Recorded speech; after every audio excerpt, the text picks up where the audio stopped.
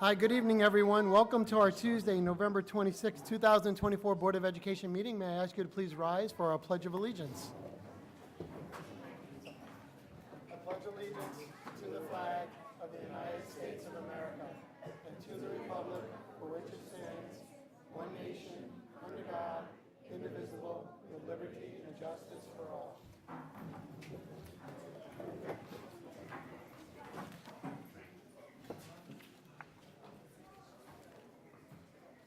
Okay, first up, we have our approval of our agenda. May I get a motion, please? First, Jim L., and then Jim S.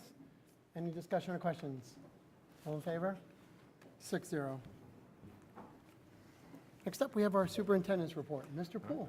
Good evening. Thank you, Mr. President. For the first part of my report, I'm going to turn it over to our ex officio student trustee, Ms. Nastasi, for high school and athletics report.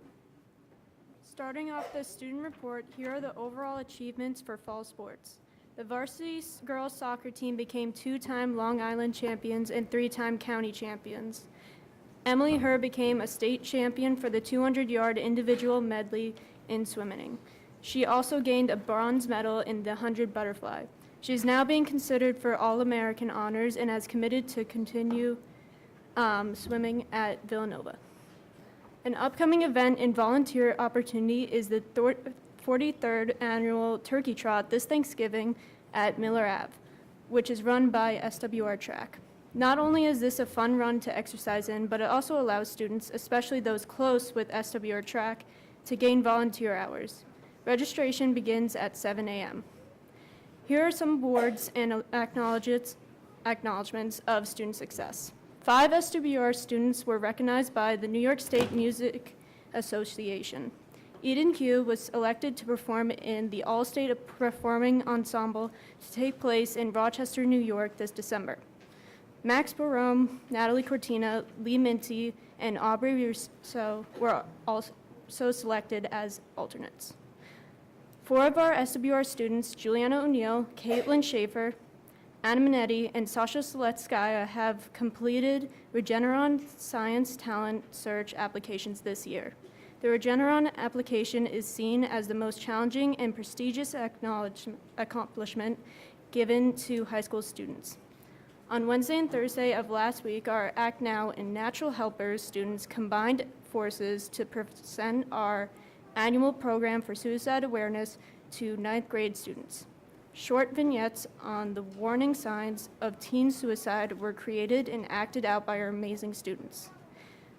Our natural helpers reinforce the messages by leading discussions with smaller groups of students.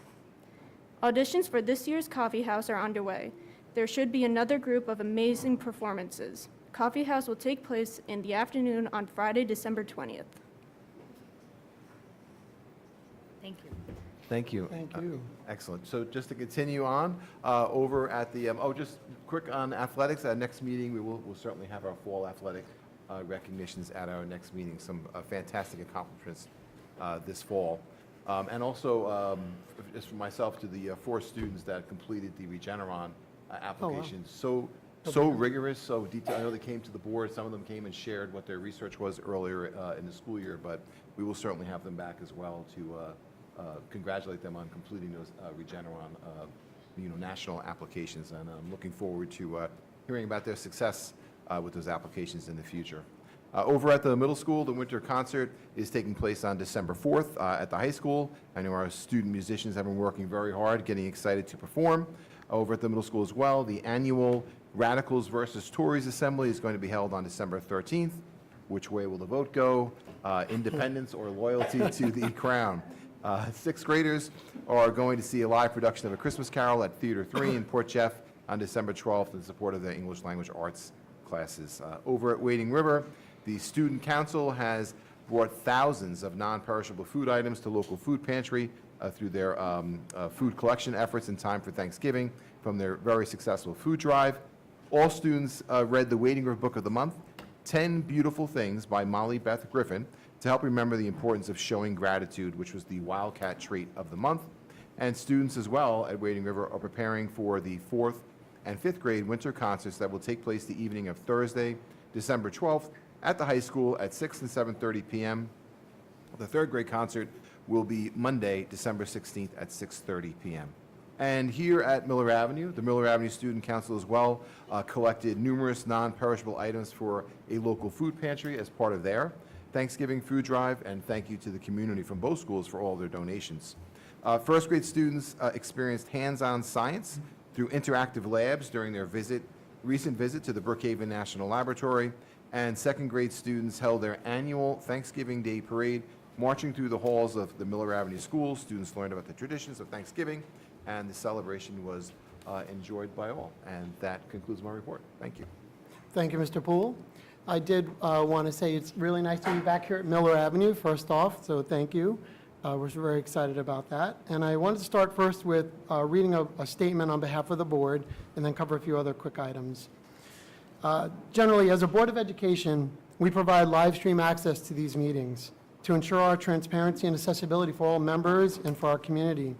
This, beyond all of you here tonight, is a resource that allows us to stay informed about discussions and decisions that directly impact our students, staff, and schools.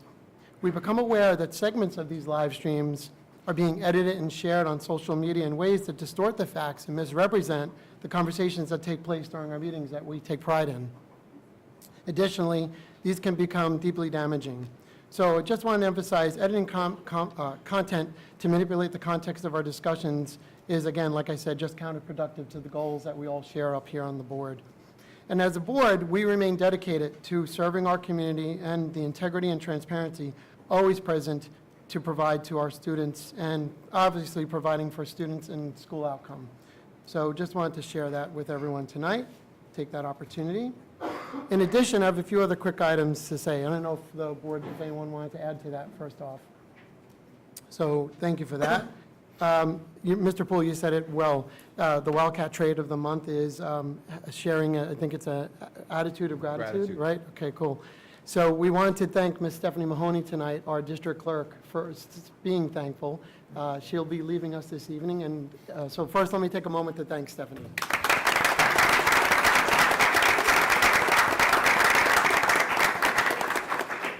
So sticking with that Wildcat trait, we also will be appointing tonight Ms. Georgette Kirschus, who's been a longtime employee of the district tonight, to that position. So welcome, Ms. Kirschus.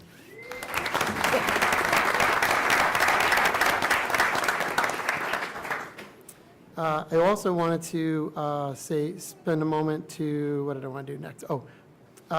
Just, this time of year, we're going to be, all of us will be celebrating Thanksgiving this week. It's a really great time. I did want to take a moment to thank my fellow Board of Education members and the staff, the teachers, the administration, everyone here that makes it all possible for us. So thank you all.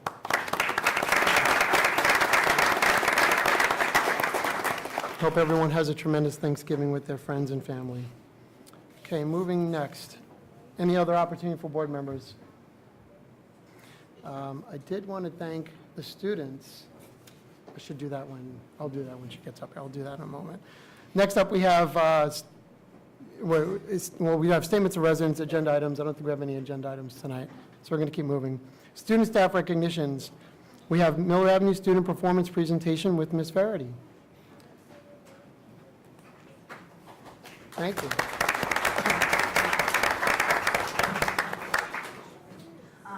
Hi, we have some, Mrs. Smith, did you want to bring? Yeah, I didn't know. Sorry, Ms. Smith. I saw that. It was in the I agenda. know. I'm like, Ms. Smith, I didn't see I where she wanted was. to just begin. We can certainly transition as you guys are getting ready, but I just want to welcome everyone here to Miller Avenue School, our Board of Education, Mr. Poole, District Office, and our wonderful community members. I'm so excited to share Miller Avenue with you this evening. It's a very special place to me and our staff here, and it is the starting point of all Shoreham-Wading River students, and we take a great deal of pride in that. As Thanksgiving is approaching, I just want to express to you how grateful I am for the staff here at Miller Avenue School, who do so much more than teaching.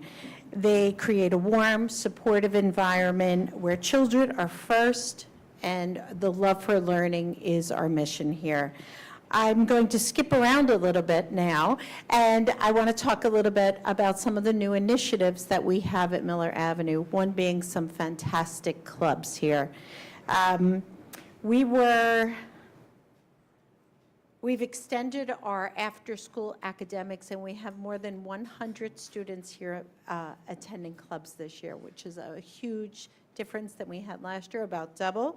We've added new clubs, including Zumba, which is amazing workout if you'd like to join.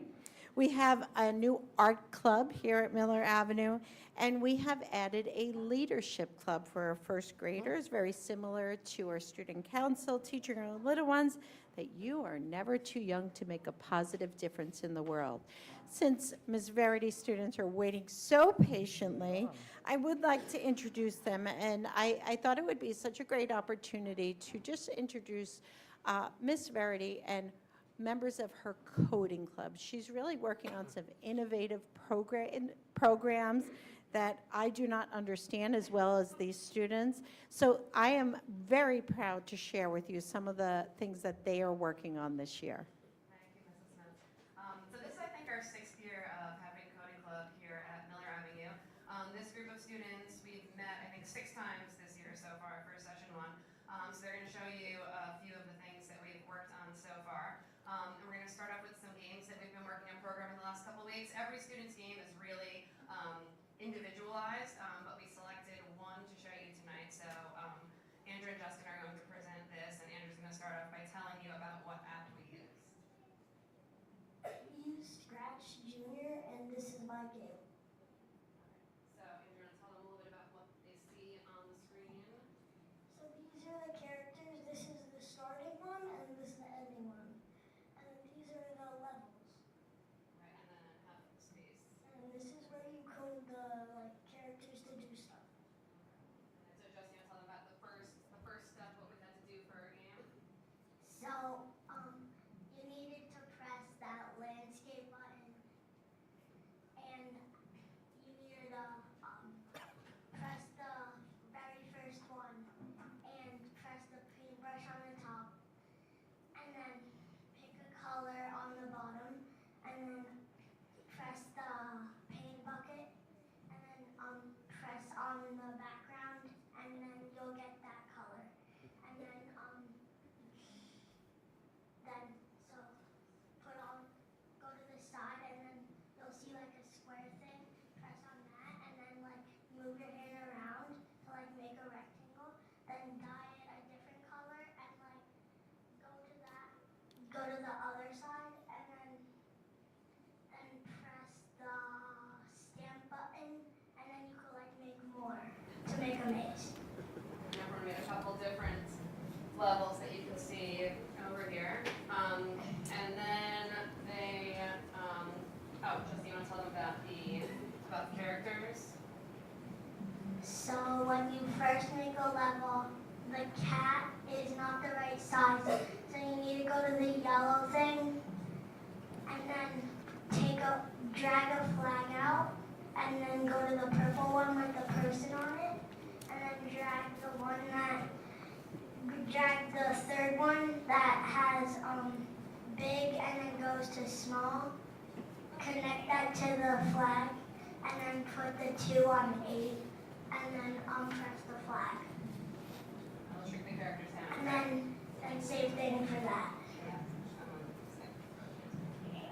Okay, and then they made their arrow characters to create the directional keypad. And Andrew, can you tell us about how you programmed the directional keypad to move scratcher on the screen? So once you're ready to do the keypad, you press on the first triangle, and then get like the thing that, tap on the yellow thing, and then get the thing that looks like it's giving someone something, like an envelope.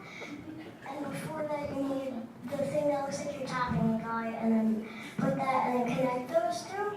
And then you do the same, and then you go to the cat, and then you do the thing where like you go to the yellow thing, and then you press on the thing where it looks like you're receiving something, and then you put it the same color as the thing as the first triangle you did, and then you go to the blue thing, and then you tap on the direction of the triangle that you did first. And then you just tell them about your ending screen there. And once you're ready for your ending screen, you make a black background and then erase the first character, erase the cat, and then you go to the make new character thing, and then you press on the paintbrush, and then you press on the squiggly line and whatever color you want, and then you write you win, and then you could do exclamation marks if you want. And you have to get a yellow flag a green flag from the yellow thing, and then you do what it looks like a guy's getting taller and then shorter, and then repeat, and then do that 8 times for both of them, and then repeat it 4 times. And if you want, you could do like sounds. Just want to tell them quickly about how we change Yeah, levels. just guy knows the way. Definitely knows the So for the ending character, you have to go to the yellow thing, press on the thing that drag the thing out. That looks like 2 people are bumping into each other. Then go to the red, and then you'll see a different maze with a 2 on the top. Drag that and connect it to it. Right, and now they're going to play their game for you. Okay, so Andrew, you're gonna play the first level, all right? So you're gonna do it here, and everyone else will be able to watch on the board.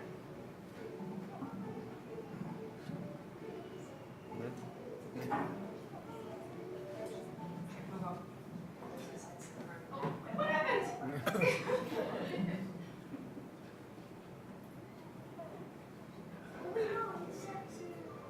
There you go.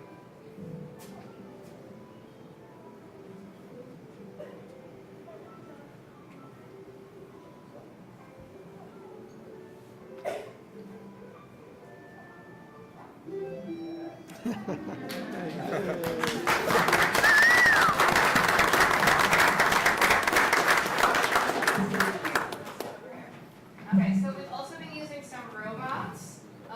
neat. So I think Dash is being a little rowdy over here. So Emma, you want to show them the Dash robot? Yeah. So Dash sometimes talks when we don't want him to talk. Emma, you hold it up so everyone can see it. So we're gonna put Dash on the floor. Put him over here so he has a little room to move.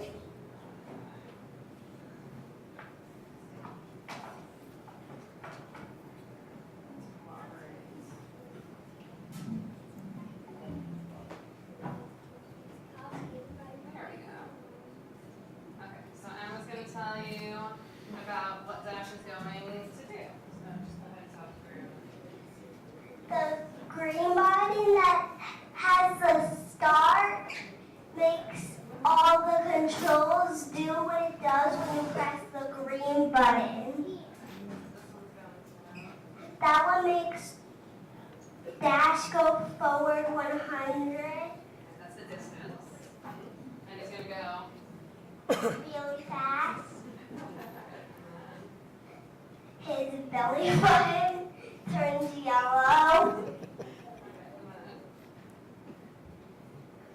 He repeats 5 times animal dash cat. And they created some custom eye patterns, right? So you can go into it and they can code the eyes to do whatever they want. So they created some different custom eye patterns, and then the eye pattern. All off. Okay, and then. Wait for 4 seconds. Repeat 5 times. Eye pattern. He's gonna do a kissing thing. Another eye pattern. Repeat 5. Right? Like, you guys are really into eye patterns. And 2 more eye patterns. Dash. Confident. Because he has a lot of different moves and sounds. So we'll see, and everyone will really be able to see and hear. You want to press play to run your code.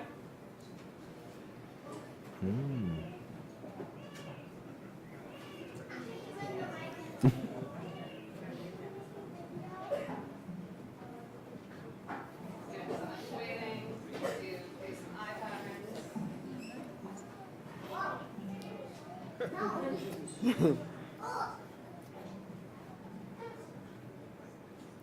That's neat.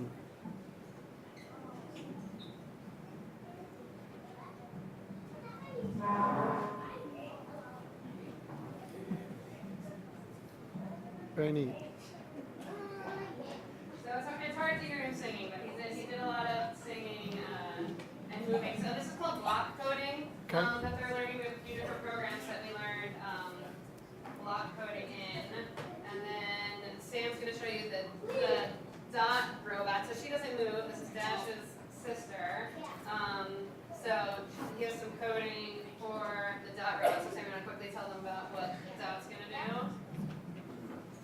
So, first, all of his lights is going to do all yellow. And then he's going to wait for 2 seconds.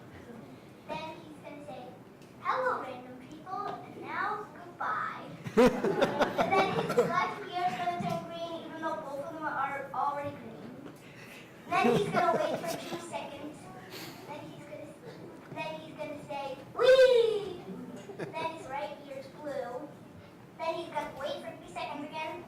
Then he's going to do a fire siren. And then all light is going to turn blue. Then he's going to wait for 2 seconds. Then he's going to do celebrate. Okay, so when you turn around and hold her up so that everyone can, hold her up this way so everyone can see. Here's how I have to press it on, and we have to press it on here. Is that all? Are you going to hold the microphone? Oh, there's. Hello, baby. And now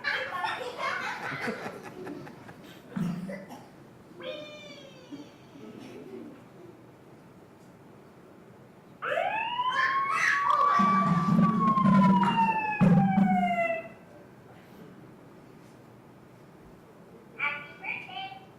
Happy birthday. And they also learned some other ways to trigger sounds right over here. So Sam did that by pressing the top button, and then if he shakes her.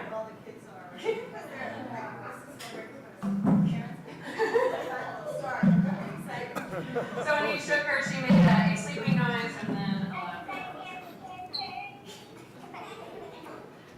Okay. Thank you. This is wonderful. And we have one more thing to show you. So we also did a bunch of fun accessories. With Bye. Dot and Dash. So Layla's going to show you. It's called the xylophone accessory, but as we learned in music class, it's really not a xylophone because xylophones have wood bars. This is metal bars, so it's really a glockenspiel. But they call it a xylophone now. We also did some fun other. They learned how to use the bulldozer to push things around and create different patterns. They learned how to program the ball launcher and experiment with different speeds and force to try to launch the balls into different receptacles. And Layla programmed a little fun on the song on the xylophone, so she's going to tell you quickly about what's going to happen, and then we will watch Dash perform. So over here, if you can see, you right there. So you click one if they're all deleted. You click the plus button that's all the way in the back, and then you can make a song. So you hit the buttons however you want. And then if you want to repeat it, you can hit one of those. It can only go up to 4 though. And this can show, it can go forward, backward, turn right, turn left, and then there's something. And so you could save your song, pick the name of your song. This is the play button when you want to hear the whole thing. I have no idea what that button is. Yeah.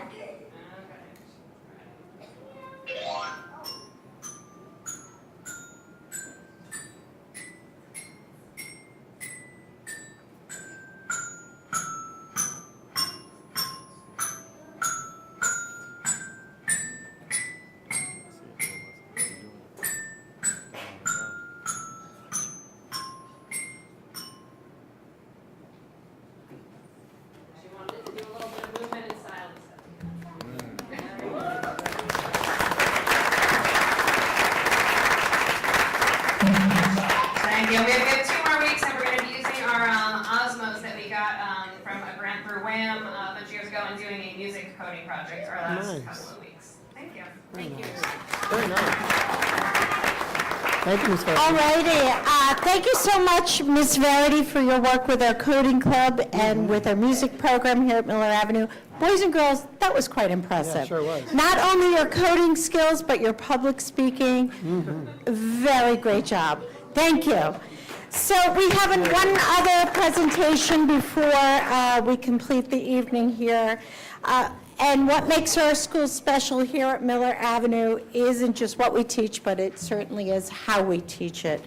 Last week, I had the absolute pleasure of joining Ms. Steinbrecher and her class for a innovative lesson where she was teaching students about the Mayflower, Thanksgiving holiday, and pilgrims, but she did it in a way where the students took their knowledge and turned it into a timeline presentation. Oh, wow. Ms. Steinbrecher, as many of you know, she really exemplifies the innovative teaching here at Miller Avenue School. She transforms her content into engaging and collaborative learning experiences. For example, her approach to teaching this lesson about the Mayflower goes way beyond traditional instruction. It empowered her students to take ownership of their learning. I was so incredibly impressed by the student work, their presentations, that I said, hey, want to come to a Board of Education meeting with us? And unanimously, the class, including Ms. Steinbrecher, agreed to join me here tonight. So it seems like a good idea before we break for Thanksgiving to learn a little bit about the holidays. So it is my pleasure to turn the microphone over to Ms. Steinbrecher and her class. Very good.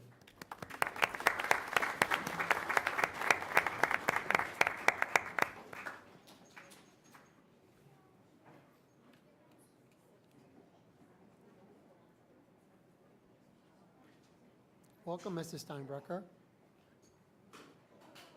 Hello. Welcome. Thank you so much, Board of Ed, for coming today. Of course. I guess you have to be here.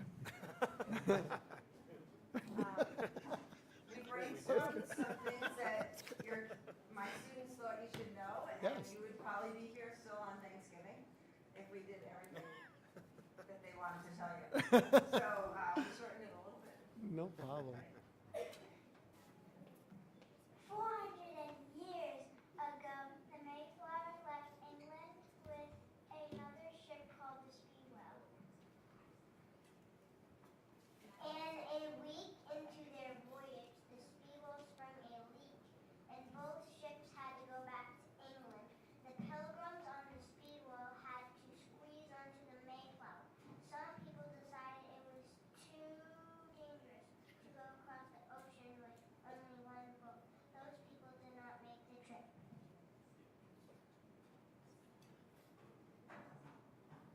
The Mayflower left in early September with 102 passengers.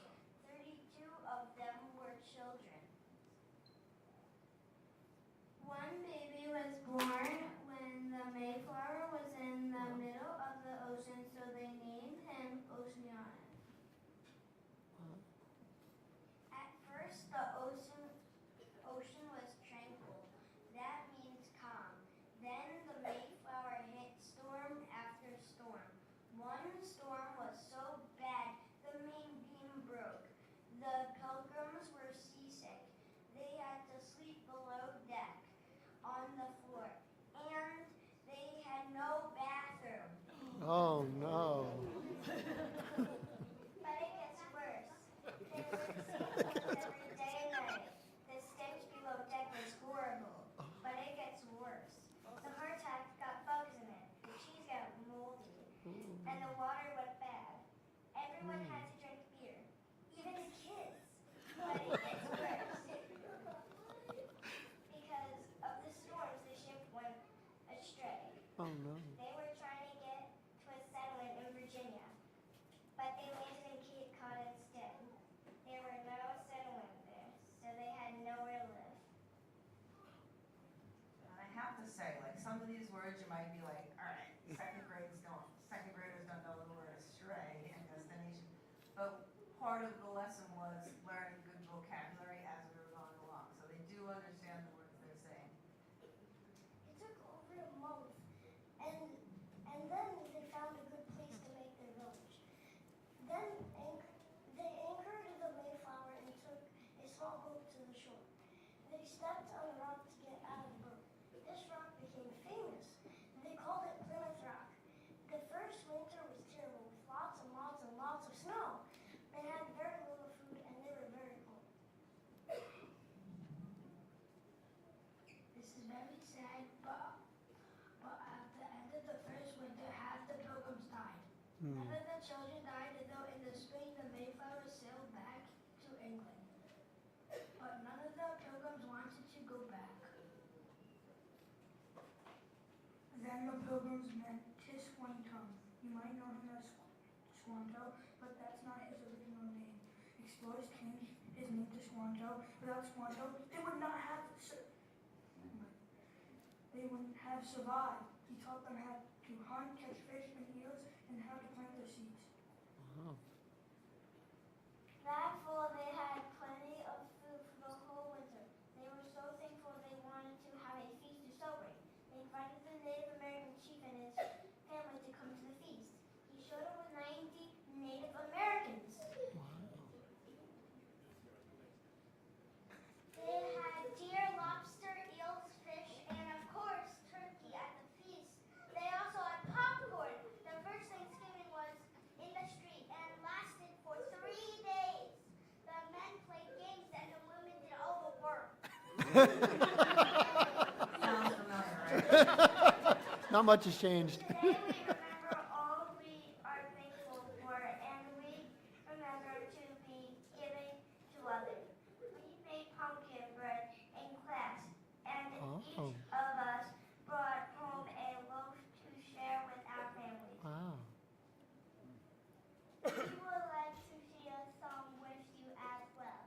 We hope you enjoy it, and we want to wish you a wonderful Thanksgiving. We prepared a short song to show you how grateful we are for the Board of Education. You make Shoreham-Wading River the best school district ever. Thank you. Yes. Yay.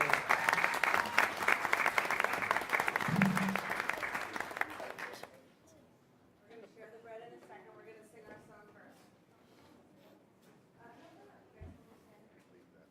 It's very short, don't worry. No, we're just going to work on it. You guys just back up a little. Oh, no, not that one. Try not to take it the whole night. All right. Thank you to our Board of Ed. Thank you to our Board of Ed. You're the very best, it's true. Oh, Board of Ed, we thank you. Oh, dear Board of Ed, we thank you. Thank you. That was great. Wow.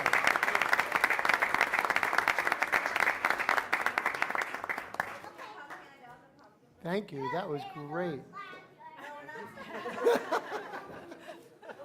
another day. She's coming back for July 4th. Yes, you give it to your dad. So you're going to hand it to her. Thank you. Unbelievable. Thank you. And we also have the recipe in case you'd like it. I can't wait. I've had it. Thank you. Thank you so much. Thank you very much. To Ms. Steinbrecher Yes. for coming out tonight and for her class for their fantastic presentations. Thank you to all of the parents that Yes. came out tonight. Thank you, my friend. I hope you enjoyed your time here at Miller Avenue. We are more than a school here at Miller Avenue. We believe that we are a family, and you are part of it. We are grateful to you and the community. If there are any questions for me, I am here. I hope that you all have a wonderful Thanksgiving. You too, Ms. Smith. Thank you very much. Thank you for hosting us tonight. Oh, thank you very much. Very, very good. Thank you, Mrs. Steinbrecher. Thank you, Mrs. Verity. That was tremendous. The students, the presentation, boys and girls, that was tremendous. We all got to learn a little history tonight again about, and we got fed. This is great. Can we come back for more? We'll be back at Miller Avenue all the time. No, thank you again. Thanks for the parents for coming out, and obviously for your wonderful students sharing their lessons and updates tonight. That was great. Thank you. Very good. Good? Thank you again. Yeah, you could, yes, you want to take a second? families would like to go out at this point, it's okay, it is Thanksgiving. You guys can head out right in the hall. Otherwise, you're welcome to stay as well. Not that we're, I'm going to try it. Was it good? Okay. Good seeing you. Happy Thanksgiving. Thank you. Bye now. Have a good night. Thank you. Something. That's really good. Small acknowledgement. Good seeing you. Thank you. Good seeing you. Take care. Thanks. See you guys. How are you? Okay. Nice to see you. That was awesome. That was awesome. Thank you. Yes. Are you So in tomorrow? nice. You're not in tomorrow. Fine. Don't be quiet. It's good to see you. Yes. You guys are leaving too? It's delicious. Good seeing you. Good luck. I'm all in. We gotta try it. I love pumpkin bread. Delish. It's fine. Thank you, Mrs. Steinbrecher. Thanks so much. It's very easy to write those lists. Like, the kids came up with everything else, but I'm so proud and so thankful to live in this district, and not only teach here, but live here. Thank you, Mrs. Steinbrecher. Thanks again. Happy Thanksgiving. Great to see you. Thanks again for sharing your kids. The students were great. Okay, very good. So next up, we're going to move forward with our votes and resolutions. I've got here we got. First up will be the approval of the CPSE, CSE, and the 504 meeting summary dated November 13, 2024. May I get a motion? Megan, second Katie. Any discussions or questions? All in favor? 6-0. Next will be our approval of our November 12th, 2024 regular public meeting minutes. May I get a motion? Jim and Jim. So I'll go Jim S., then Jim L. Any discussion or questions? All in favor? 6-0. Next up will be our approval of our policies, second reading and adopted as presented. May I get a motion? Katie, second Mike. Any discussions or questions on the policies? All in favor? 6-0. Next up will be our curriculum and instruction resolutions. Just looking at these for a second. Is it okay if I take them as a block? There's 3 of them. 09, so it goes 2425092 through 2425094. Okay? We're good? May I get a motion?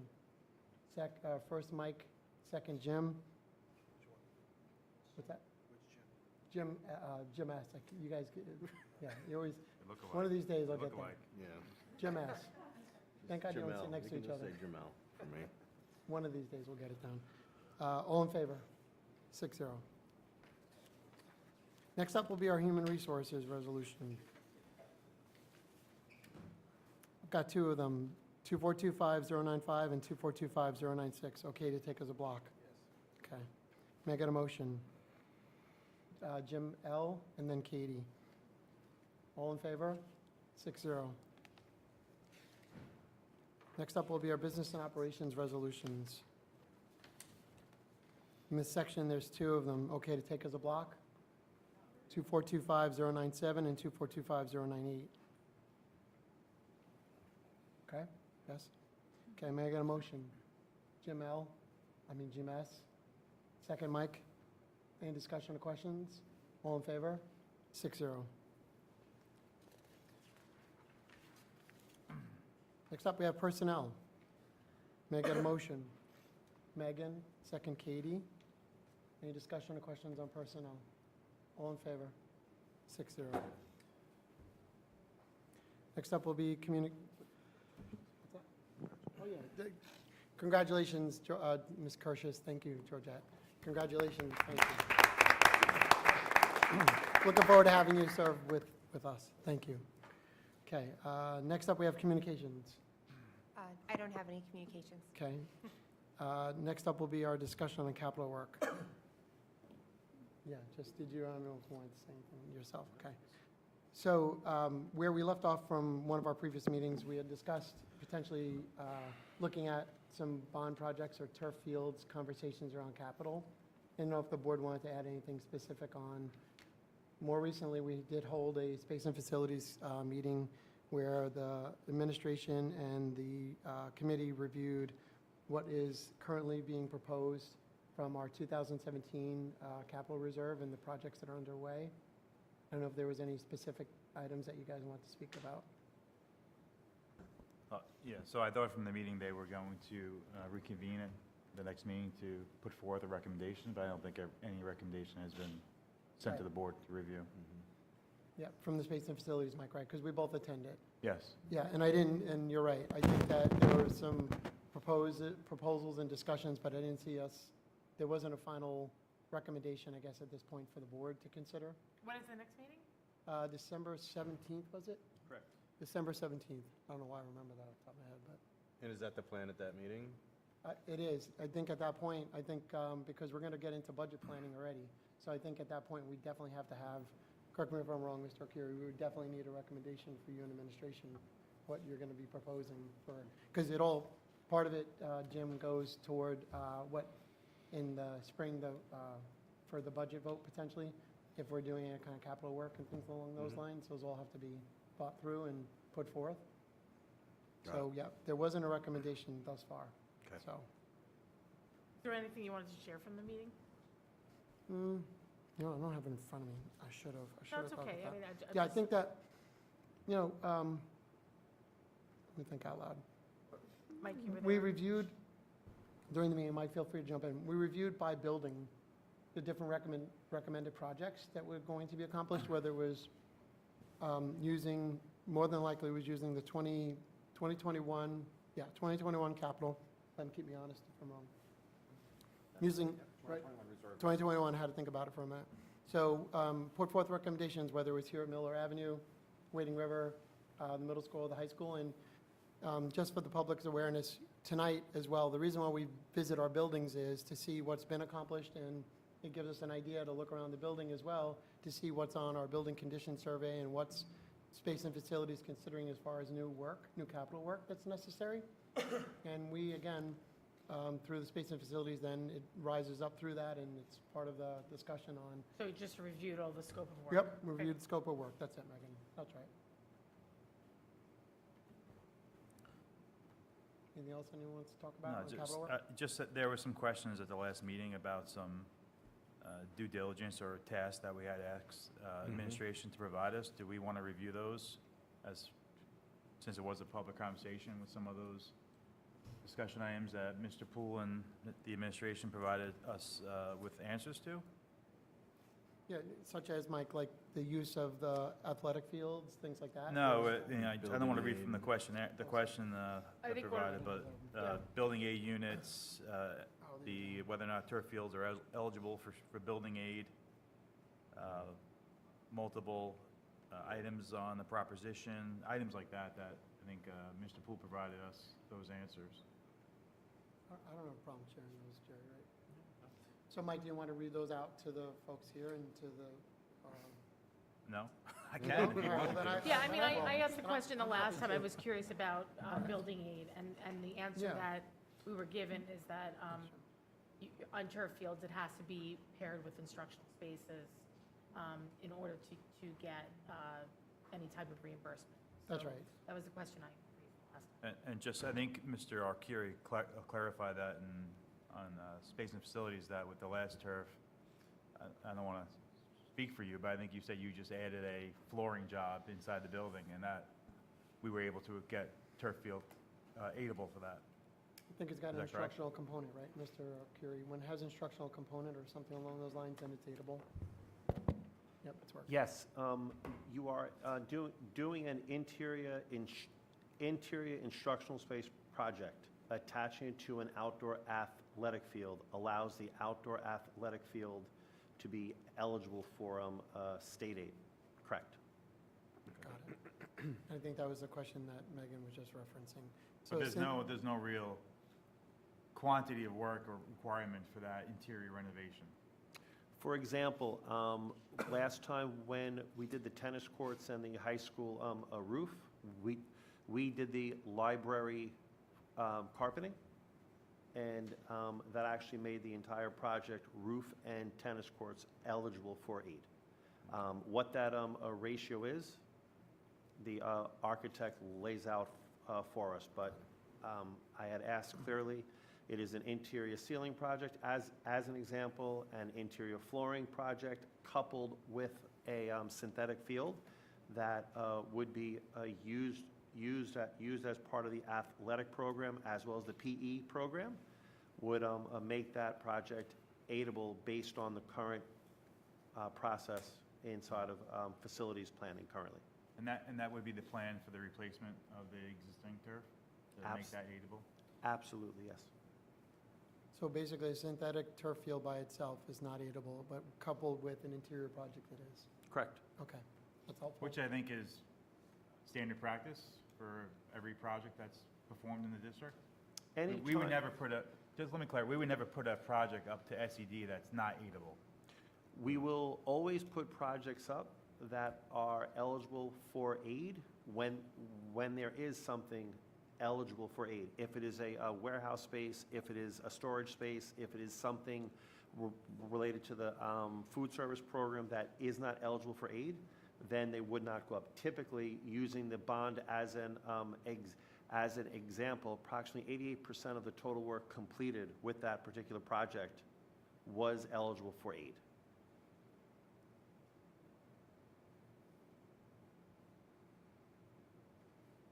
Other thoughts? Yeah, Mike. Since we're on the replacement synthetic turf, can you just clarify the replacement cost? Because I think I found some different numbers in the BCS that was presented at the last meeting. I think the last meeting we had presented 1.8 million for the synthetic field replacement, and the BCS, which was done maybe a year and a half ago, had it just over 900,000. Can that be further reviewed with the architect, or is there some type of inflation or additional items that were included in the presentation last week? I'll be happy Last to answer that for you. A building condition survey is a cost for the specific item, as opposed to what is the bid project cost when I actually go out to bid. So the value that is on the building condition survey is just the cost for the particular project. The cost that was provided during the Space and Facilities meeting is a anticipated summer of 2026 project, as well as incorporating drainage issues that currently exist on the eastern sideline, as well as resurfacing, reconditioning the existing track around the Kootenella field. So as part of the Space and Facilities meeting, the cost for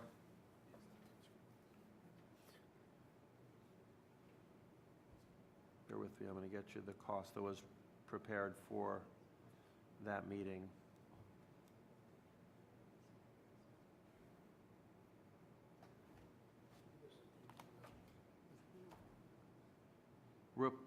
Replacement of the Kootenella field was $1,867,000. That is the fully loaded cost, including architect fees, projected escalation, construction manager, as well as I mentioned, correcting the eastern drainage issues, as well as resurfacing, reconstructing the track around the turf field. That is a projected preliminary cost for summer 2026. Okay. So the BCS had replaced synthetic turf at Kootenella Field and add drainage between turf and track at 975. I think there was a number to replace the track at 400,000. So then the rest of it was CM, architectural fees, and escalation to bring it up another 400,000. But I think that it is important to point out that is a 2021, 2022 value. Okay. So over a 5-year period, that's what they're using as their pricing. So I do want to share the board at the last meeting also asked for a couple of different bond scenarios, and I'm going to ask Mr. Arcuri to jump in to just provide for the board the different scenarios. So one was I believe, a $1 million bond. What would that look like? What would a $5 million bond look like? What would a $10 million bond look like? And what would a $15 million bond project look Sure. like? So, Mr. Arcuri, if you don't mind going through those, Sure. Yep. what that debt would look like in payments? Yep, I'm going to work backwards. So for a $15 million bond, the estimated total debt service payment would be $1,372,000 for the first year. Interest is approximately $637,000, and the principal payment is approximately $637,000. We are currently projecting a 3.75% interest rate, and we are assuming 90% of the total project would be eligible for aid. That would actually bring in a state aid value over the first year of approximately $398,000. And this particular $15 million project comes out of increase in property taxes for the town of Brookhaven, approximately $131 annually, as well as Riverhead, approximately $131 annually. That's for a $15 million bond. As for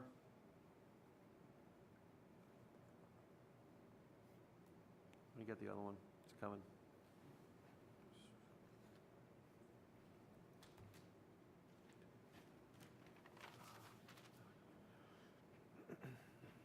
For a $10 million bond, the total payment would be approximately $915,000 annually. $425,000 of that would be interest, and approximately $425,000 of that would be principal. As far as state aid, approximately $265,000, assuming a 90% aid ratio, meaning 90% of the projects that would be completed as part of that $10 million bond would be eligible for aid. And the impact on the taxpayer is projected to be $87 annually. For a $5 million bond, we are looking at a total debt service payment, $457,000. Total interest payment for the first year, $212,000. Total debt service, $212,000. As for state aid, $132,000. And the impact on the taxpayer, $43.71 annually. We also provided the Board of Education with a debt service schedule based on a $1 million bond. So if there's a $16 million bond, if it's a $11 million bond, it was an easy calculation in order to come up with what would the debt service payment be.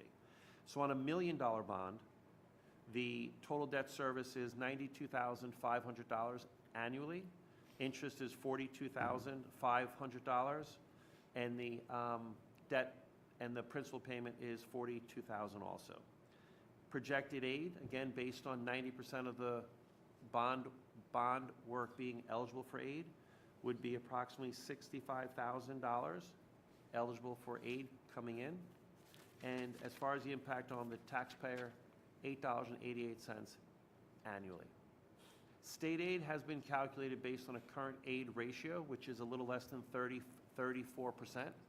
There is no way to project what it will be when we actually complete the work, submit the project up. So could it be a little less? It's rarely ever going to be a little higher. So this would be the most amount of aid eligible. Any questions related to the debt service schedules that I provided? No, and I appreciate you providing all those different options. Sure.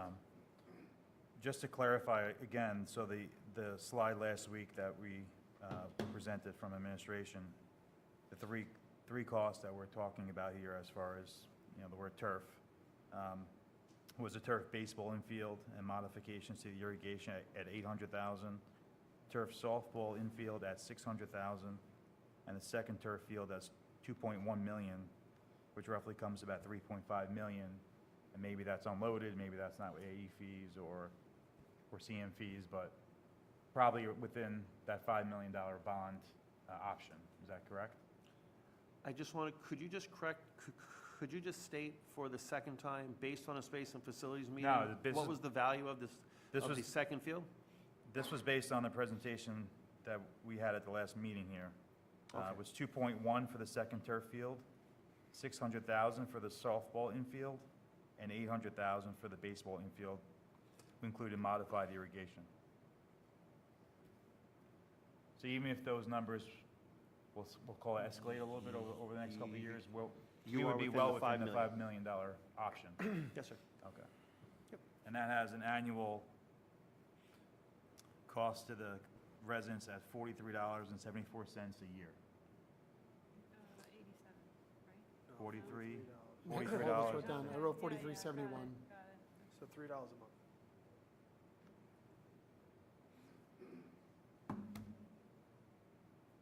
And do you think there would be a potential savings if the existing turf and, let's say, a potential second turf was contracted to the same vendor?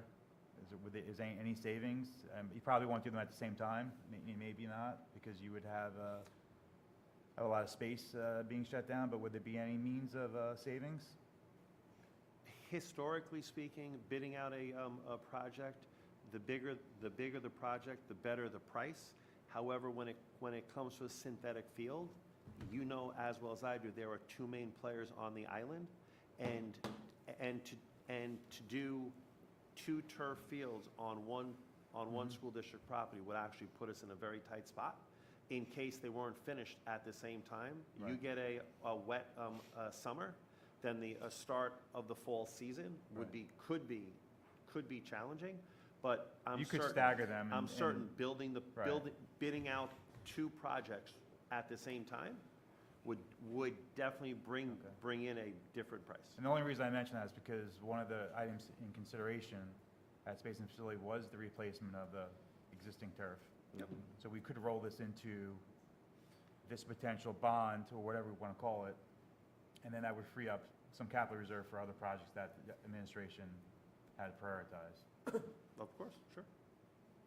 The only comment I'd make on that, though, Mike, if you tied the existing field to a new field and a potential bond, and the bond got defeated, you'd be putting the risk on. Well, you the can school- always go back the following year and include it in the next capital project. I'm saying there are options, that's all. No, okay, got it, all right, so you're just discussing, okay, if you put them together. Okay. Just asking the point. Mr. Poole, just thoughtfully, I know that in Space and Facilities, you shared the number of teams that used the turf this year, and that one of the complaints was that students were staying late for practice because coaches were having late practice, 7 to 9 p.m., I think was the window in which people were questioning. But I also know that when it became playoff time, we used Diamond, and I think it's considered Diamond the Pines, the Brookhaven fields as well, where athletes and where our teams were able to practice. Can you speak to that and what the plan was around it this year and how we accommodated it? Sure, a little bit of a recap of Yeah, what we shared please. at Space and Facilities. So there are 4 athletic teams that use the fields in the fall. We do have ample field space. We have ample grass fields that are well-maintained, safe, healthy, taken care of. Those grass fields, every team has a space to practice at the high school between 3 to 5 o'clock, if they so desire on a grass field. The preference for our coaches is clearly to play on a turf field. That's been a preference that they express. So prior to games beginning, in theory, there were a few time slots at the turf field, 3 to 5, 5 to 7, 7 to 9. Clearly, 7 to 9 is not going to be a popular time spot for students, families, or even the coaches who have families as well. So teams will often split a field, forego using a grass field, but split the turf field so that they'd rather have a half a practice on a half a turf field rather than play on the full grass field. And I'm only sharing what's been shared with us, what we Yeah, of we know course. to be a fact. Very few teams use the 7 to 9 slot. When the season gets up and going, and there's a number of games going on in a week, let's say 4 out of 5 nights, there's a game on that field. That game typically lands not evenly, from 3 to 5 or 5 to 7. It kind of lands in the middle, so you end up with a shortened opportunity for the turf before the game starts, and maybe a more regular, albeit a little bit later, opportunity for a team or 2 teams to split the turf field after that. And then, of course, the turf field's available on Saturday mornings. The turf field's available on Saturday afternoon. But again, family commitments, Saturday afternoon's not very popular, so there becomes a competition for the turf field on Saturdays as well. One of the options we did use this year as a school district is to use the Brookhaven turf fields when we wanted to do that, or teams did not want to practice on grass and wanted to use that. And that certainly is always an option that we can do. Certainly Brookhaven would provide us, even should you go forward with the decision to move forward with a turf field, it's never going to be built in the fall. So, next fall, certainly an option would be to more regularly, and Brookhaven has orally agreed that we could use that turf field after school the next fall season, take the tournament ride, brings a team or 2 over there, and then bring them back and provide a little bit of relief for the pressure on the turf field. Again, not because we don't have ample field space, but because there's a preference to play on It's a turf. preference, that's what I was getting at. Yes.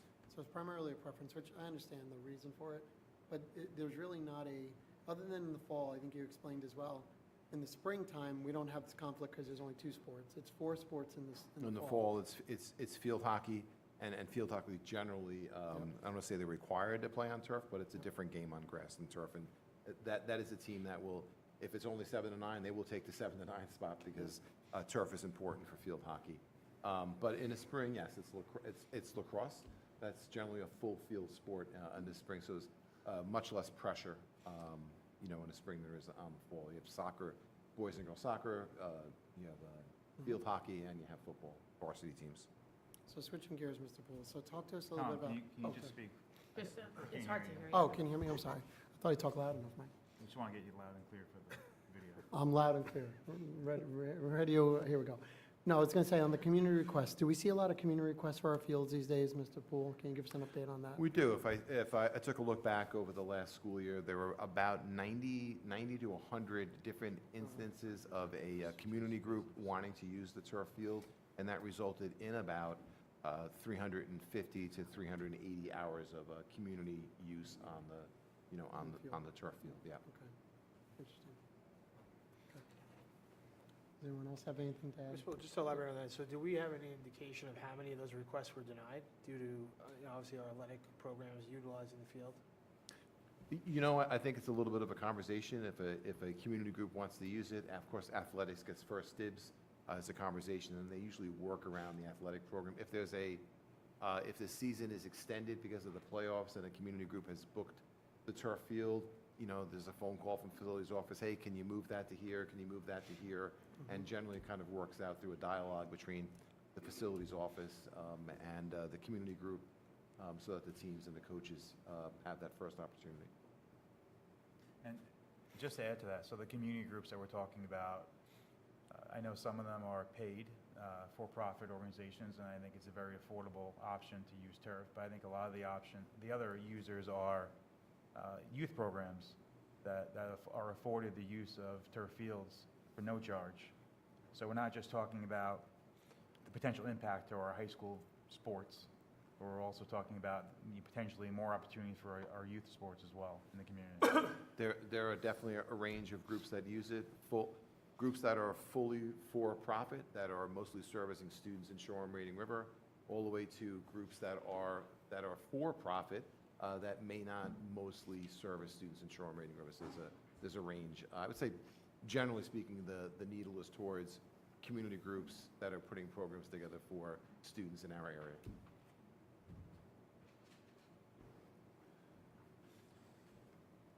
Questions, comments?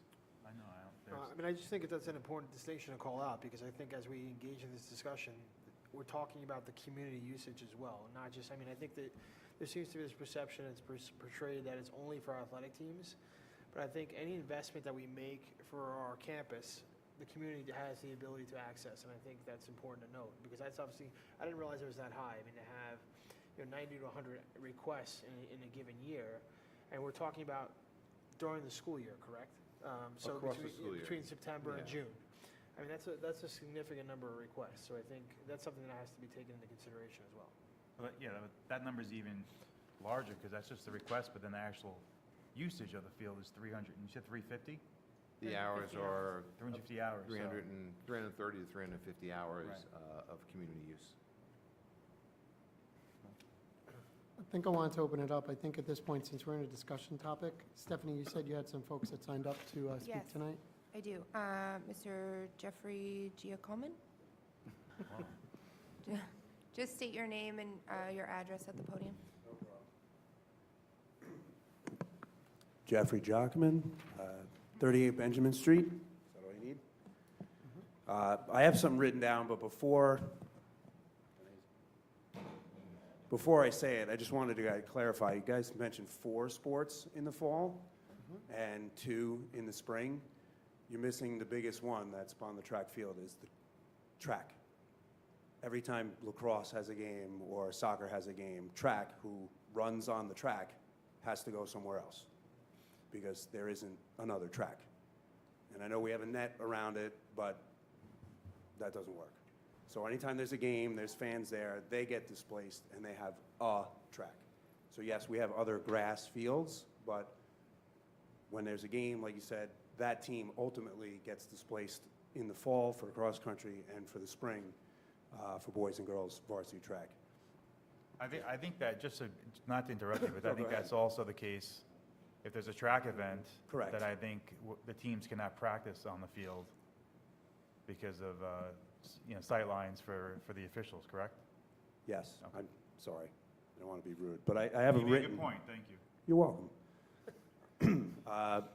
Before I read my thing, I'm here as the vice president of the Booster Club, but I'm also a lifelong resident, graduate, student athlete, and for a short period of time, I did coach here as well. So I've seen all aspects of the community as buildings, the school district as a community, buildings, facilities, et cetera. I was here when the power plant was booming, and I was here when it's not. So I got it. So here's my statement, and I have a copy for you all as well. Good evening, members of the Board of Education. As the Vice President of the Athletic Booster Club, I am here tonight to express our enthusiastic support for the installation of an additional turf field and turf infields for our baseball and softball programs. This investment is vital to the future of our student athletes and overall success of our athletic programs. Here are some of the key advantages to this project. Increased access and field availability. Our current field facilities are overburdened due to the high demand from numerous teams, physical education classes, and community activities. An additional turf field would alleviate scheduling pressures, ensuring more teams can practice and compete at reasonable times. Some teams, like you've already stated, practice till 9:30 at night. Weather-resilient surfaces. Turf fields are playable in almost all weather conditions, reducing cancellations and rescheduling headaches. Turf infields for baseball and softball ensure consistent playability during the unpredictable spring season. And I am a varsity official. Turf fields are great, and games never get canceled in the rain, even as a ref. Enhanced athlete safety. Turf fields reduce the risk of injuries caused by uneven and slippery grass fields. A consistent and stable playing surface promotes a safer environment for all players and officials. Durability and cost savings. Turf fields can endure heavy use with minimal maintenance, reducing long-term upkeeping costs compared with grass fields. They don't need any water, and if you've been here for the last 2 months, you know that there hasn't been a lot of water. They provide a reliable and consistent facility for both daily practices, high-profile competitions, and of course, phys ed classes. An improved athletic experience. Upgraded facilities allow our student athletes to focus on their development without interruptions from poor playing field conditions. These enhancements reflect a commitment to excellence, boosting morale, and school spirit. Kids love to play on turf. Community and economic benefits. Enhanced facilities allow us to host regional and state tournaments, showcasing our district while generating economic benefits for our local businesses. Families and alumni take pride in facilities that reflect the high standards of our district. And finally, a lasting legacy. This project ensures that future generations of students will benefit from modern, reliable, and safe facilities. It positions our district as a leader in athletics, attracting students and families to our community. The Booster Club remains committed to supporting this initiative through fundraising and advocacy. We believe in this project as a significant step forward for our students as well as our district as a whole. Thank you for your leadership and your time in considering my point of view. Thank you very much. Have a nice night. Thank you for your comments. No. Oh, I think you had something. Okay, next up. You have another person? I may mispronounce this last name as well. Dale Pescatelli.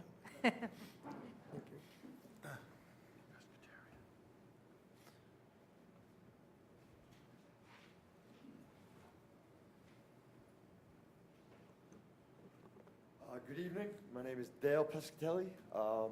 I just want to say thank you for allowing me to be heard here tonight, fellow community members, ladies and gentlemen of the board, administration.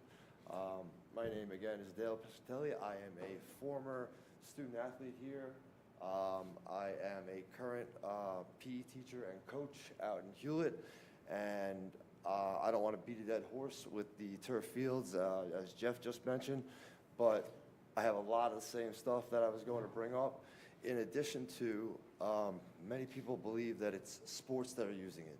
I've worked at two different schools, Lynbrook and Hewlett. Lynbrook had 2 turf fields, 1 elementary, 1 middle school. They are used so much more often than just for sports.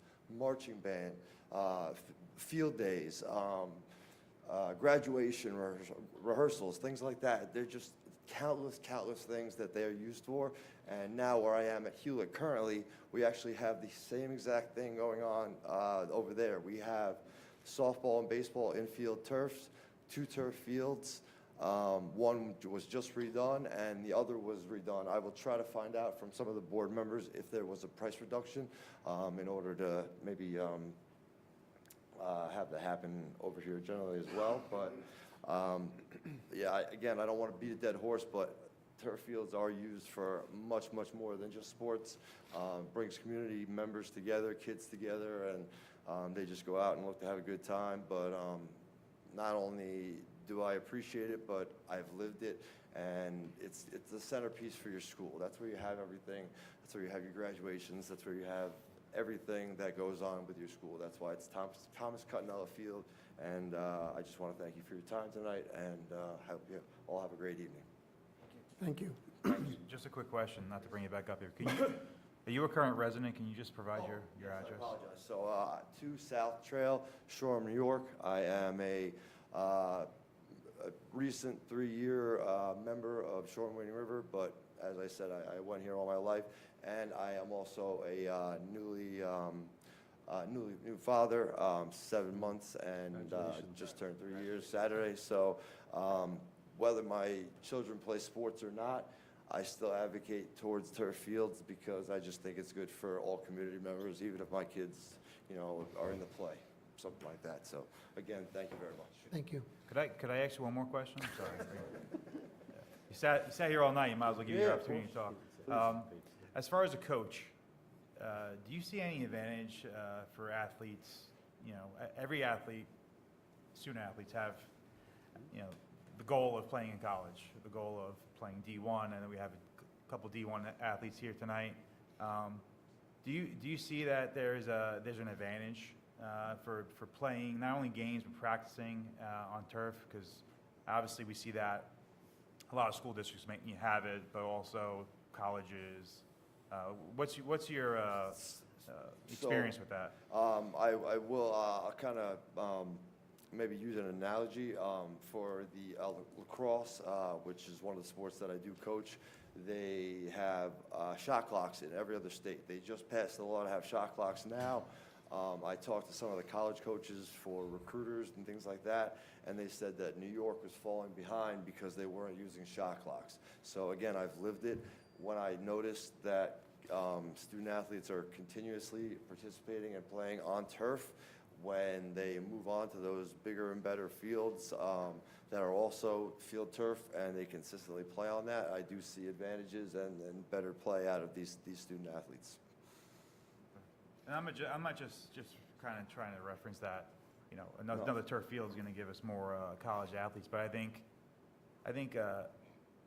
the athletics play a part in a kid finding options in college. You may not be the D1 student. You may be a D2, D3 athlete, and other schools, you know, those opportunities start to open up because of athletics. You may not be getting a scholarship, but you may not be getting into a D2 school without the potential to play sports there. So I think it's important we not just judge it on how many kids are going D1 and getting scholarships, but how many kids are looking to continue athletics in college and potentially getting into college that they couldn't get into if it wasn't for athletics. Absolutely, and in addition to that, if you don't mind, I piggyback off of that. Kids are held accountable by a number of people, their coaching staffs, their tutors. I've had coaches come and sit on my classes, make sure I was there when I was at Delphi University. So you have accountability, the accountability factor. You know, you're moving away from your parents. Parents are fearful that things may go the opposite direction of how they like, but you have your coaches there that are able to, you know, hold you accountable and make sure that you're doing the right thing. So there's advantages there as well. That just, they progress and they prosper that way. Thank you. So, Thank you again. thank you very much for your time. Welcome. Anyone else? All good? So just some of my other thoughts as we look at where we are at the calendar right now. So Space and Facilities hasn't opined yet on what the prioritized projects are. In our last meeting, turf is not on the list. So turf fields are not there, just putting it out there. So the part of tonight was to discuss what the bond options are. Is the board in favor of moving forward with having the administration? I'd like you guys to give me some feedback. Are we going to make that decision tonight? I know Henry's not here tonight, and I won't be at the next meeting, unfortunately. I'm unable to make it on December 10th. So we've got, Has Space and Facilities been giving access to the information we were given? yes, they have. The bond attached- information? Yes. Probably questions that I not asked. this. They don't have the. They don't have this, yeah. I They was have just the, gonna say. in general, what if they don't have the $1 million, $5 million, $10 million? Certainly, we can provide that to Space and Yeah. Facilities. Where I was going is with December 1st, we're waiting for the state to come out with its new potential foundation aid formula. So the Rockefeller Institute's going to publish that. State runs would happen January-ish. We will get the governor's state aid package at the end of January. Okay. Yeah. So I guess within the next few weeks, if we don't make a decision tonight to pursue or go for a bond committee specific to turf fields, then we're going to be, either way, we're going to be in a situation right now as a district to see what the state's going to provide with foundation aid. That's first and foremost. So what's the impact going to be from a tax perspective, right? Potentially for our, for our residents, number one. And then obviously this would be a bond project, a separate initiative. So we need to support a bond project then to move forward, because ultimately this would be a separate vote up or down, right? Yeah, I Putting think, sitting on Space and Facilities with having $6.8 million available, there, and several of us were there, Mr. Curry was there. There are a couple of projects that kind of aren't negotiable. One is replacement of the Kootenella Field and track by the end of the 27-28 school year, so we need to secure funding for that. And also is technology infrastructure. We don't function with that technology, so it's about $2 million in technology infrastructure that needs to happen. So that does, if I add those two things together, $2 million and 1 point, we're already eaten up half of what's available, Right. In the capital reserve, and the rest isn't going to cover the rest of the, any other projects, whether it's a turf field or any of the other projects we looked at Space and Facilities that weren't turf fields that would enhance the instructional program for students. So they would probably not to be covered immediately by the 2021 capital reserve. The committee discussed as well establishing a 2025 capital reserve. I know we've had some conversation about that as well. A good practice to, have a place to save surplus funds to address maintenance and capital projects along the way. And just make one other thought that whether the board decides to move forward with a study of a bond or a very particular specific bond for just turf fields, it's probably, it doesn't make a difference whether that vote is approved in May by voters or in the fall. Really the timeline for completion either way. If you weren't ready to make a decision, because by January we should know, we need to do legal notices and propositions. So anything that you'd like to get on the May ballot, we have to come to a decision by January, what that would look like, so that we can do all the legal work to make sure that it gets on the May ballot appropriately. So I guess what I'm saying is that whether it's on the May ballot or on a fall ballot, which often districts will have a vote in the fall, whether it's on either ballot, the work wouldn't be completed until the following summer. It's not happening this summer anyway. So there's a process to go through to get that to happen. So you're saying whether it's a May ballot or a fall, it doesn't impact the timeline? Yeah, it's not, if it's approved in May, it's just not going to get approved in time from SED. We're not going to get everything approved to do any kind of construction this summer. Correct me if I'm wrong, Mr. Arcuri. Absolutely not. It would be the following, summer. I mean, if it's if everything comes in sooner and there's a second turf field and nobody's using the grass field, as soon as that happens, we just can shut that area down and build on it. But typically be after the spring season, especially if we're replacing a turf field. Is there any consideration, as far as I know, we're somewhat packaging these all together, the secondary turf? I don't know which one's more divisive, the secondary turf, the baseball, softball infields. I'm trying to get an idea of what could we move forward with, if not all three. If there's one that takes priority over the others. You mentioned a bond committee. I feel like we've really kind of dug into these three topics, or these three items significantly over the last few years. Obviously, I would welcome all community members to participate. I don't know what that timeline looks like. We're not, last bond committee, we were kind of picking from 100+ million items to try and narrow them down to something that was more palatable to the community as far as cost. You really don't have a lot of items here. I was just talking about a couple of athletic enhancements, not only for the residents, but for the, no, I'm sorry, not only for the student athletes, but also for the community as a whole. So I don't know if there's any. I know we had two written statements. I don't know if there's any other community members here that want to speak. You can just come up to the podium, just state your name and your address.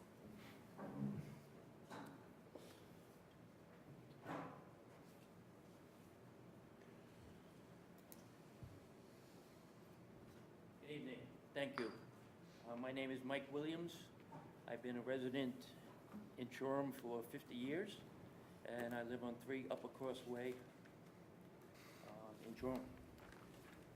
I'd like to thank the Shoreham-Wading River Board of Education members for their hard work and allowing me to voice my thoughts and concerns on the additional turf fields and restroom facility proposal.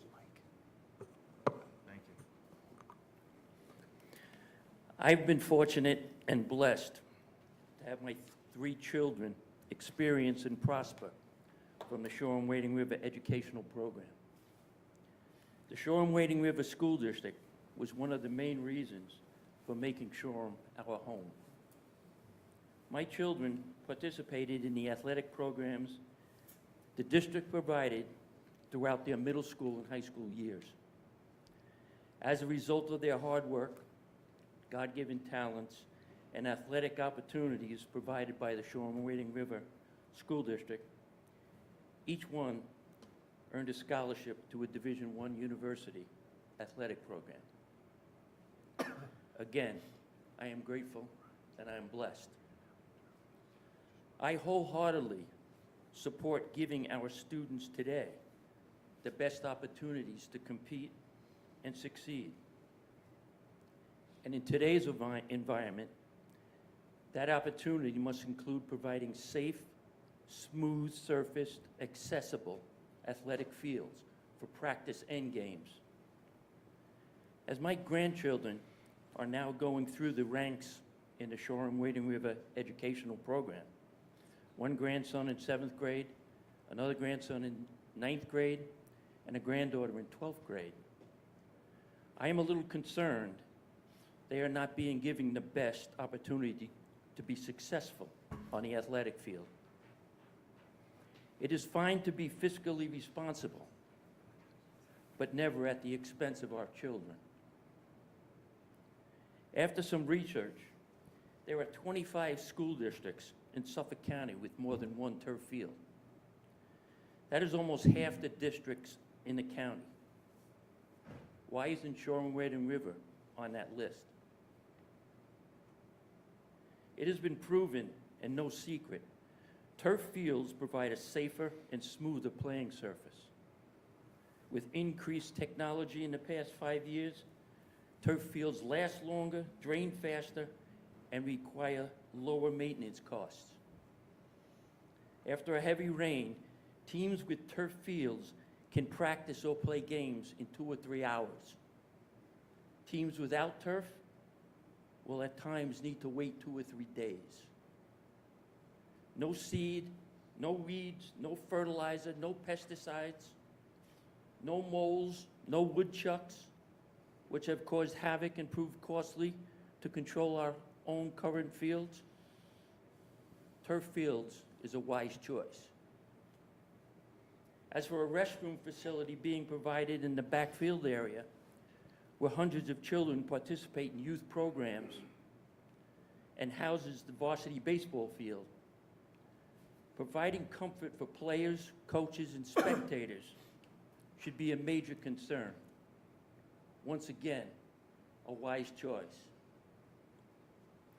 Lastly, it's an impossible task to schedule practices and games for 8 fall high school teams on one turf field.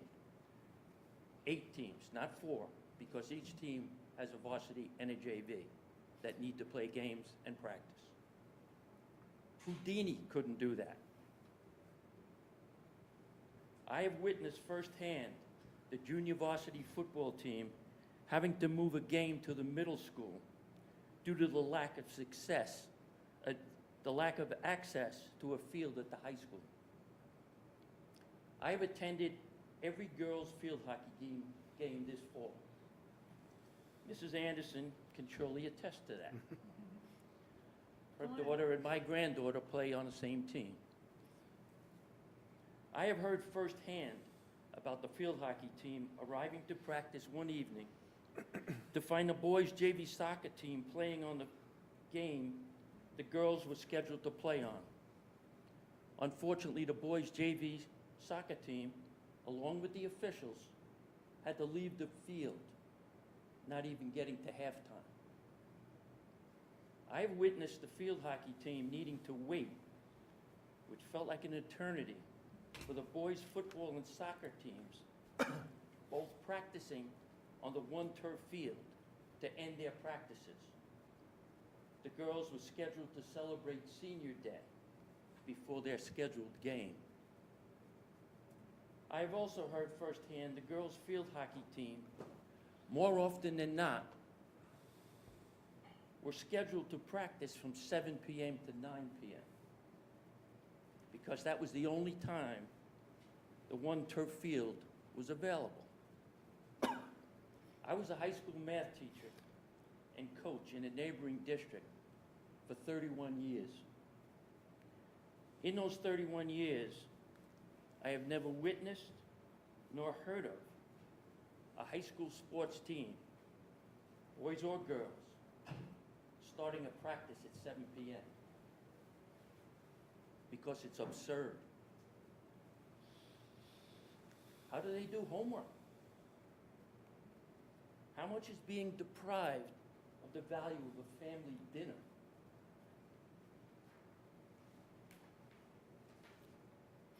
"7 p.m. high school regular practices should never be an option.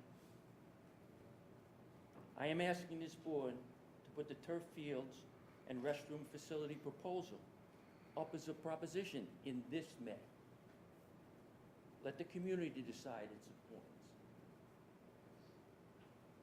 My wish is that the younger children I see, and I'm starting to get to know at varied sporting events, have the same opportunity to succeed as my children did years ago. I hope and pray that this is also the wish of each board member sitting at this table tonight. Again, thank you for your hard work. To our community, happy Thanksgiving to you and your loved ones, and God bless. Thank you, Mr. Williams. Thank you.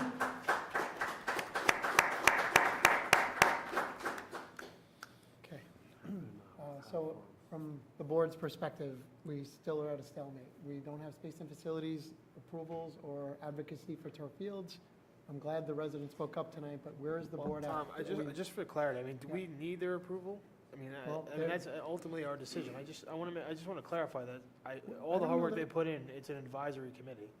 So I think we have to be conscious of that. So from a messaging perspective, unless I'm speaking out of turn. Again, I think it's important that they have the information that we do. Of course. And I'm a little bit concerned that we have these numbers, and I think that they need them as well. Okay. No, I absolutely agree with you, Megan, and I'm not advocating that we make a decision tonight, because I think we're missing a board member. Obviously, there's information that needs to be disseminated. I'm just saying, as far as clarity is concerned, I think the approval word, I think is pretty strong when you're thinking about, their responsibility to decisions that are made on behalf of the community. Now, Understand. that's just maybe my opinion, but I just want to clarify, because I've been on space and facilities for many years, most of my years on the board. I know several board members have as well. We're constantly encouraging people to join committees, and I don't want to undermine the work that volunteers in the community devote to their time on the committees. It is an advisory committee. I'm pretty sure that everybody on that committee is very well aware that is an advisory committee, that what they put forth to the board is ultimately the board's decision. But if you're asking the question of, like, do we circumvent the committee? Please don't put words in my mouth, because that's not what I'm implying at all. I'm saying, I saying respect the time that they're putting in. What I'm saying is, the way that it was just presented, Yeah.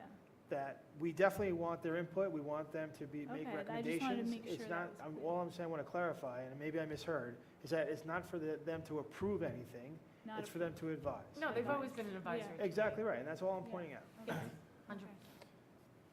So from a timeline perspective, then, we won't get anything accomplished tonight. December 10th, we won't get anything accomplished. I won't be here. So we won't get a decision that night. The Space and Facilities doesn't meet till December 17th. So we're into next year. By then, we're going to have January. Are we going to wait then to see what the budget runs are before we decide if we're going forward toward a bond, giving the administration advice on what to do? If I heard correctly, it sounds like the timeline, constructability timeline, whether it's in May or in the fall, doesn't make a difference. If we need more time here, Okay. which sounds like some of us do, to make a decision whether or not we move forward with a bond, then I don't think we have an issue if we make this decision in January or even February, if it is indeed a fall. What are your vote. thoughts, Jerry? Can you clarify that, Mr. Poole? If it's going to be on the main ballot, we're going If to... it's let's say an October ballot, when you're mapped back, when Yeah. do you need to know, we're going to move forward? We should make a decision in June or so that we can do all the legal notices if we're going to do That's a what we fall. have If we're going to till do a June of fall next vote, year? we should know, if you're going to To move have it forward up with to a, It's a no-brainer. if you're going to put a ballot up in the fall for the community to vote on, you would want to decide in the spring that you're going to do so. That way, there's plenty of time for the community to understand what the bond is about, what the costs are, advertise it, let everybody know what they're voting for, and then you pick a date in the fall for the community to vote on it. If it's going to be on the May ballot, you would need to make a decision in January, so that, again, you have to pass a couple of resolutions to create the avenue for a proposition to get onto the ballot.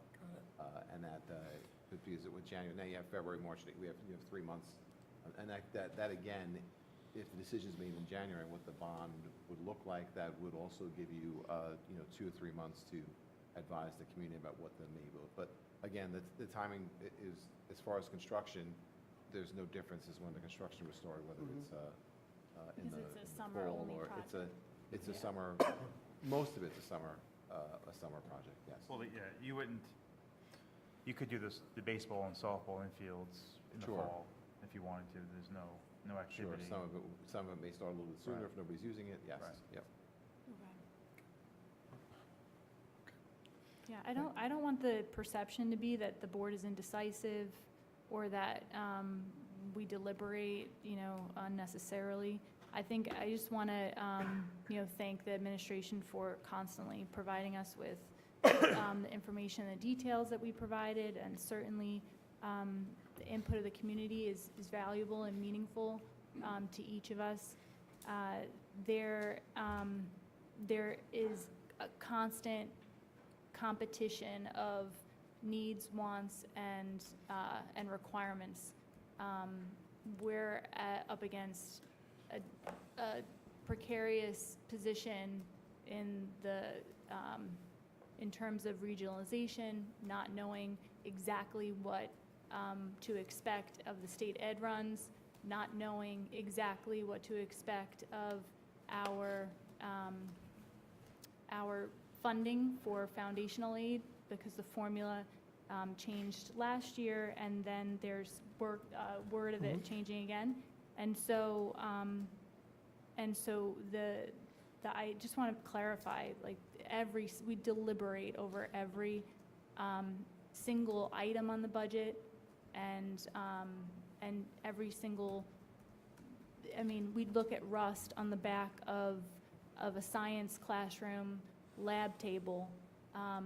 That's the level of minute detail that we go into on space and facilities, as a board, on these walkthroughs, when we go through each and every building once a year.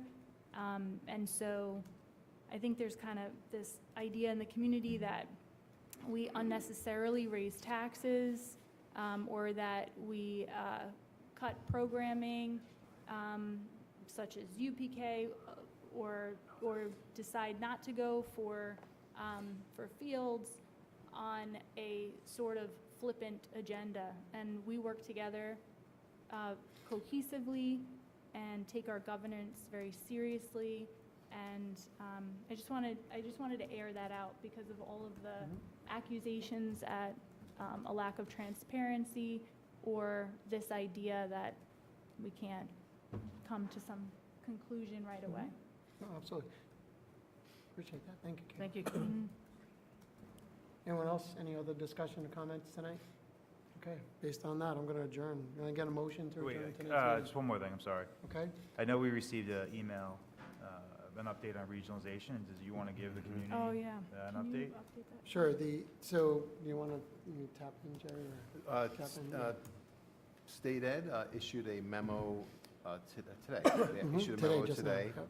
Haven't fully digested it yet. They're suggesting that they're going to amend the regulation in 2 different ways. One is a direct ability for a district to opt out in writing by January, I think, 15th. And if you submit that in writing, you can opt out fully and are not going to be held accountable for any of those items. And that's my interpretation. I haven't read it fully, but it seemed to read that way.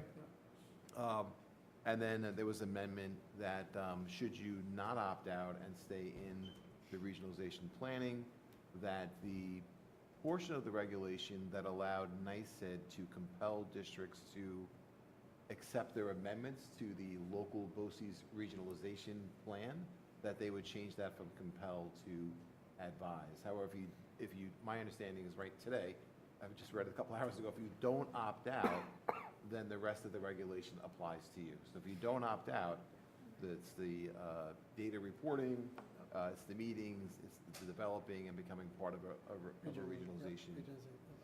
Mr. Poole, is there a possibility that opting out is tied to funding? There's nothing in writing about opting out that's tied to funding. It seems to be, it seems that it in some way, shape, or form, that will be led by BOCES and might be aidable through BOCES. So everything all of our partnerships with BOCES, whether it's for special education students, there are sections of BOCES, they call them COSERs.